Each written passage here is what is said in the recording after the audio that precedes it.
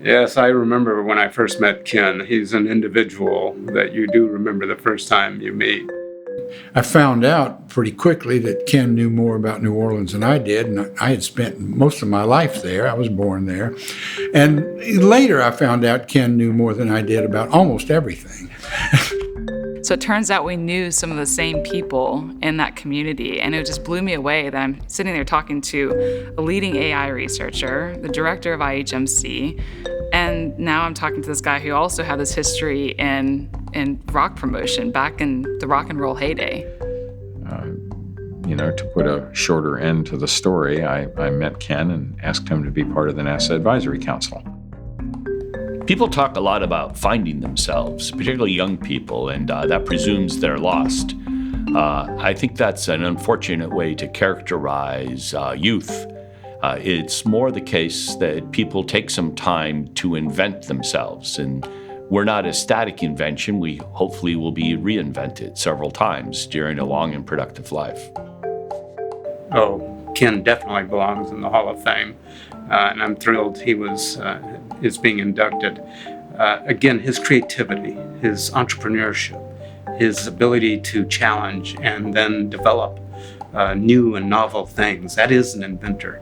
He's the consummate inventor. I think Ken is justifiably proud of that Distinguished Public Service Award. It's the highest award that NASA can give to a non-NASA employee.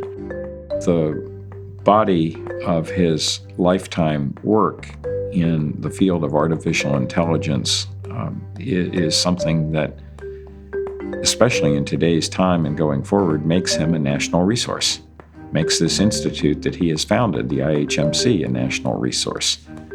So I didn't know how big it would become. The one thing we did know was that sooner or later, the Institute would have to move off the campus. There just wasn't space for it. And the second thing was that eventually it needed more autonomy. It's really hard to be innovative, entrepreneurial, and live in a university. So we knew that was coming. As IHMC evolved, thinking of AI as amplified intelligence, thinking of our role then as not sort of a replacement for humans, but rather developing technology and science that would extend human traits, human cognition, human resilience, human locomotion, and human perception. That led us into broader areas. We've been including biological means of human performance improvement to the mix. So originally the means were all either computational or electromechanical. And so now we're also looking at biological means ranging from nutrition to exercise technology to pharma. In general, we're interested in increasing human performance.